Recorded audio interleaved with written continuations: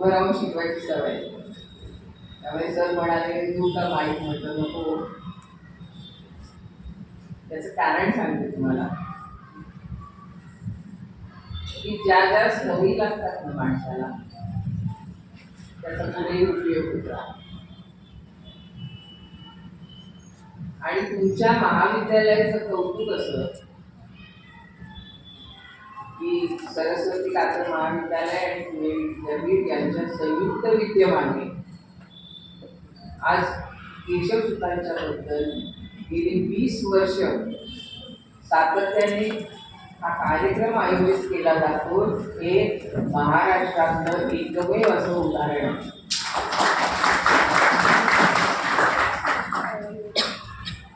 कारण मी वेगवेगळ्या विद्यापीठांवर काम केलं, अनेक कॉलेजमध्ये गेले,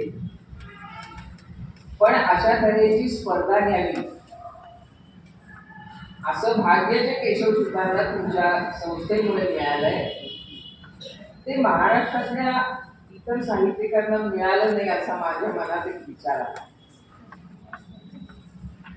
शिरवाडकरांना मी भेटले, पु ल देशपांडे वगैरे या सगळ्यांना भेटले, पण त्यांच्या प्रकारच्या अशा स्पर्धा होत नाही.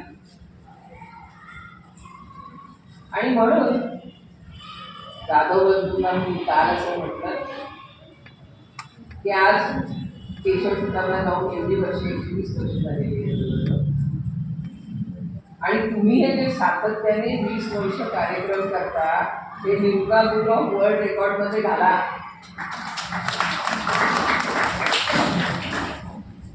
त्याचं कारण आहे आपण काही गोष्टी करत राहतो आणि काही गोष्टींकडे दुर्लक्ष करतो. पण असं जर का झालं तर एक मोठं काम आहे. काळाच्या ओघात त्या शैक्षणिक काम करतात आणि लक्षात त्या म्हणजे केशवसुतांबद्दल तुम्हाला बरीचशी माहिती आहे, नाही असं नाही. पण मी जेव्हा त्यांच्याबद्दल विचार करते तेव्हा असं लक्षात येतं की 1866 मध्ये जन्मलेले म्हणजे ब्रिटिश कालखंड होता. कुठल्याच प्रकारच्या सुखसोयी नव्हत्या. अशा काळामध्ये एखादा मुलगा जन्माला येतो, पण तोही कसा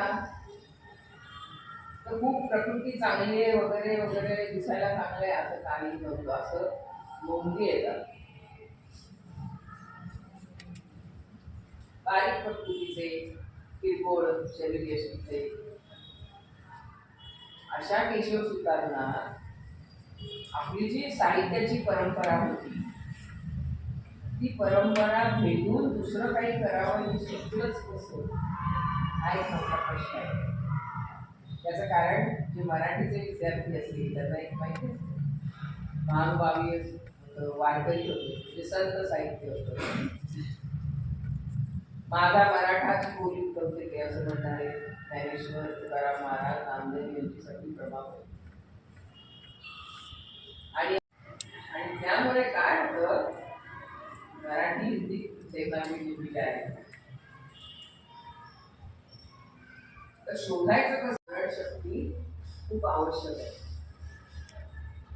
कारण ऐन वेळेला पेपरमध्ये आपण अगदी मोठ्या तयारीने जातो आणि नंतर काही आठवतच नाही, आणि आठवायचा इकडे तिकडे बोल आणि सर तर रागवत असतात काय बघतो.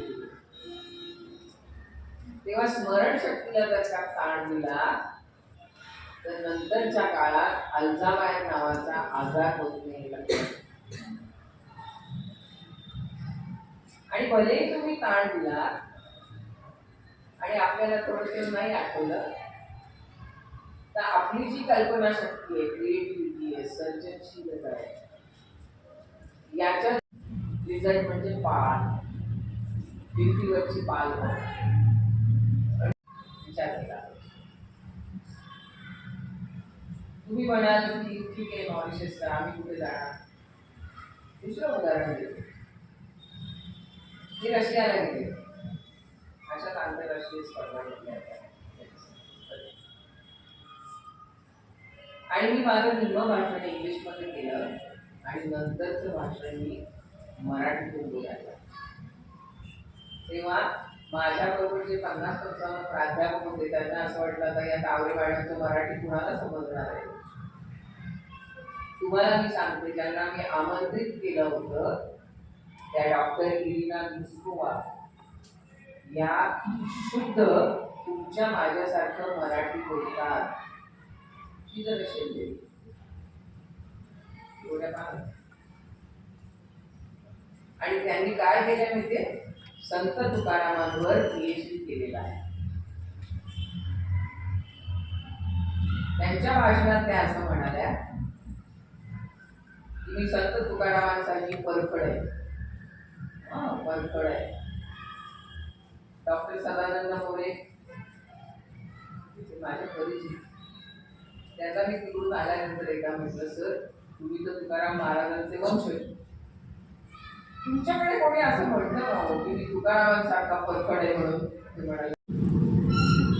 आणि त्या एखाद्या वापरलेल्या शब्दाला पर्याय कुठले दुसरे शब्द असू शकतात, हे सगळे अर्थच त्यामध्ये. याचं कारण असं आहे की कुठल्या वेळेला कुठला शब्द वापरायचा तर त्याची कविता चांगली होणार, बरोबर आहे, नाही तर ती होणार नाही. आणि म्हणून केशवदूतांच्या बद्दलचा जेव्हा विचार आला तेव्हा त्यांच्याबद्दल असं म्हटलं गेलं की ते एककल्पी होते, मोठ होते, काहीसे किरकिऱ्या स्वभावाचे होते आणि फार शिकलेले पण नव्हते. जिथे मनावर ठेवलं का, पण मॅट्रिकची परीक्षा सुद्धा 24व्या वर्षी ते 3ऱ्या खेपेला उत्तीर्ण झाले असं इतिहास सांगतो. म्हणजे एकीकडे ज्याचं तुम्ही मोजमाप करता की नाही, हे झालं, हे झालं, अंक झालं, तंत्र झालं, तेव्हा तशा या केशवदूतांच्या बाबत 24व्या वर्षी आणि ती 3ऱ्या खेपेला त्यांना मॅट्रिक झाली असती तर एवढी उत्तुंग अशी प्रतिभा कल्पना विलास झाला. आणि याचं कारण एकमेव आहे. ते कारण असं आहे की माणसाला ना परिस्थिती घडवत असते.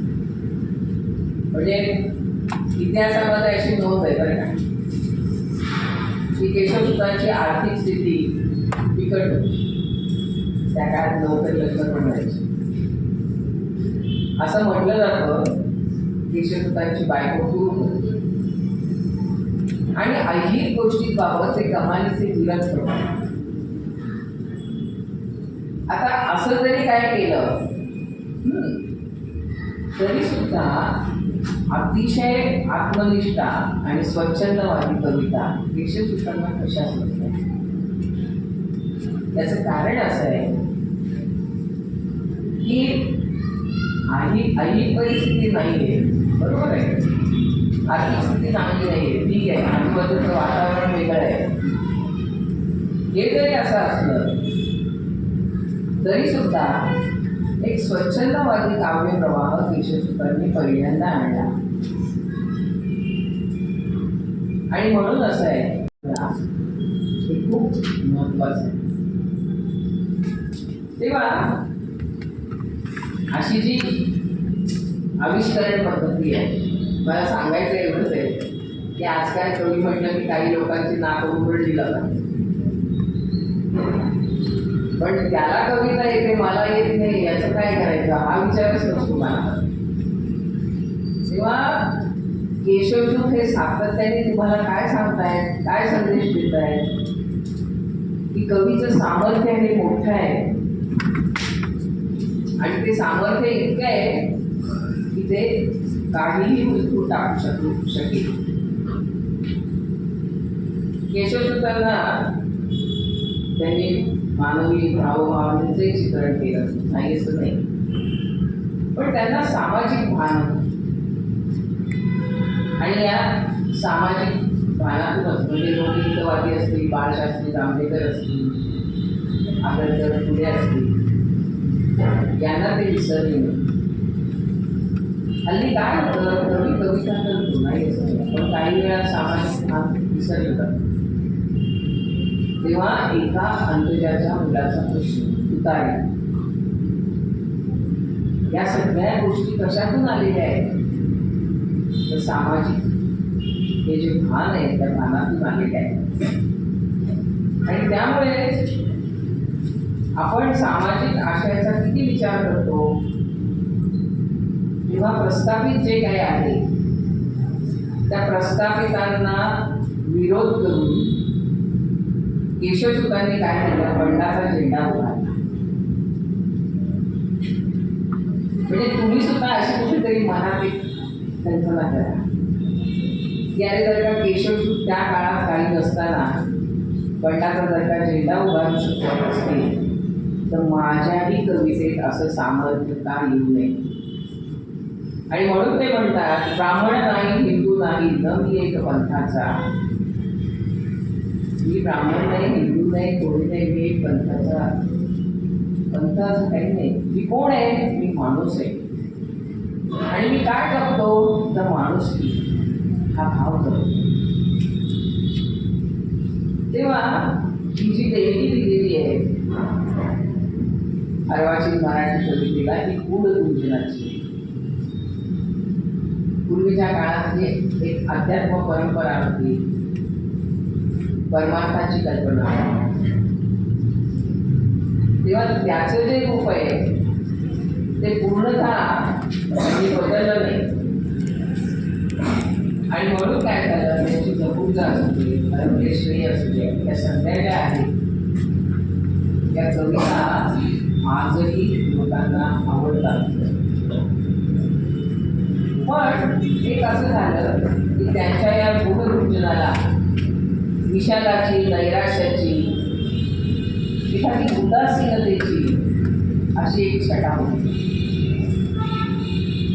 म्हणजे हल्ली सुद्धा असं वाटतं की नाही मुलांना, मला सगळं असतं तर मी अभ्यास करा, सगळं पाहिजे म्हणजे मी अभ्यास करा, किंवा सगळं मला मिळालं असतं तर मी कविता केली असते. असं नाही आहे. बांगवायच्या इतिहासामध्ये अशी एक नोंद आहे की पत्नी अरसिक, तरी आपण काय केलं त्याचं बायकोला काही वाटत नाही. पण हे काय केशवसुतांच्या काळात होतं असं नाही, हे लक्षात घ्या. मी एक माझा अनुभव सांगतो. मी इतकी पुस्तकं प्रकाशित केली आहेत. नाहीच काही वेळा असं होतं, माझ्या एका मैत्रिणीने सांगितलं पुस्तक आलं, स्नेहलबीड टेबलावर, डायनिंग टेबलावर ठेवलं काम, की कधीतरी हे येतील आणि बघतील आणि म्हणतील अरे वा हे पुस्तक आलं. 8 दिवस पुस्तक दुरुखात पडलं, कोणी बघितलंच नाही, कोणी बघितलंच नाही. ही गोष्ट उलटी पण होते. परवा एका कॉलेजमध्ये गेले, नाव सांगत नाही, प्राचार्य म्हणाले मानवते तुम्ही पुस्तक घेतो, पण बायको म्हणते नवीन फ्लॅट घेतला, ही गर्दी कुठं घेता?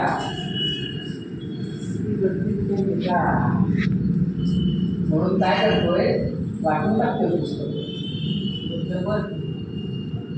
तेव्हा हे जे अशा प्रकारचे अनुभव येत असतात एक प्रकाशक म्हणून, त्याच्या उलट परवा एक वेगळा अनुभव आहे. मांडी नावाच्या पाहिजे त्याच्या कविता, त्याला मी अक्षरांचे तट असं नाव दिलं. पहिल्यांदा दोघं आले, गृहस्थ इंजिनिअरिंग क्षेत्रात बरोबर. आणि नंतर काय झालं, काही सूचना द्यायच्या झाला की मिस्टरांचा फोन. मला असं वाटतं बापरे, या बाईचं काही बोलत नाही कवितेबद्दल. ते इंजिनियर असलेले पतीच जर का बोलत असतील आपण काय करायचं, काय करावं बाबा. नशिबाने एक घर असतं की माझं वय जास्त असतं त्याच्यापेक्षा. असं होता काय झालं, कविता सगळं तयार झालं. ते गृहस्थ सतत सूचना करायचे, तिथे पान ठेवा, पान हे अंक ठेवा, असं करा. तेव्हा त्या प्रकाशनात मी म्हटलं की खरंच मांडीला जसे पतिराज मिळाले तसेही इतरांना तशा पद्धतीचे मिळो आणि कुठेतरी कौतुक. कारण आपण एखादी नवीन कविता करावी, ती वाचून कुणाला दाखवायची असा प्रश्न येतो जरा. तुमच्या इथे तरी मला माहीत नाही, पण असं काहीतरी होतं. तेव्हा वातावरण निर्मिती सुद्धा थोडं गरजेचं आहे असं मला नेहमी वाटतं. जे काही केशवसुतांना जमतं हे आपल्यासारख्यांना तेवढ्या प्रतीचं नाही जमणार, पण प्रयत्न करून बघायला काहीच हरकत नाही. आणि हे जर का प्रयत्न केले तर काय होईल, हा हॉल पुरणार नाही. नाही सर, तुम्हाला मोठ्या हॉलची सोय करावी लागेल. त्याचं कारण असं आहे की दुसऱ्यांच्या कविता आणि स्वरचित कविता, तेव्हा या स्वरचित कवितांचं मोल मला अधिक भावतं हे लक्षात घ्या.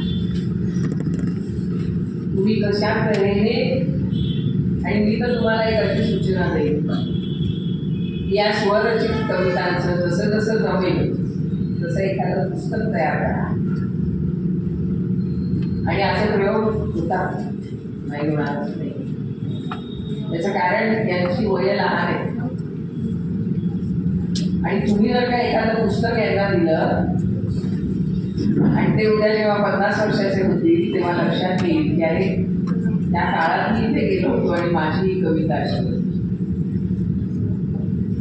आणि म्हणून आजच्या या निमित्ताने मी सगळ्यांना शुभेच्छा देते. या केशवदूत स्मृतिकरणाचं उद्घाटनाला मला बोलवलं, त्याचं उद्घाटन माझ्या हस्ते झालं, याचाही मला एक आनंद आहे. ते झाल्याचं मी जाहीर करते. आणि तुमच्यातूनच असेच आधुनिक काळामध्ये केशवदूत निर्माण हो अशी सदिच्छा देऊन मी इथे थांबते. धन्यवाद.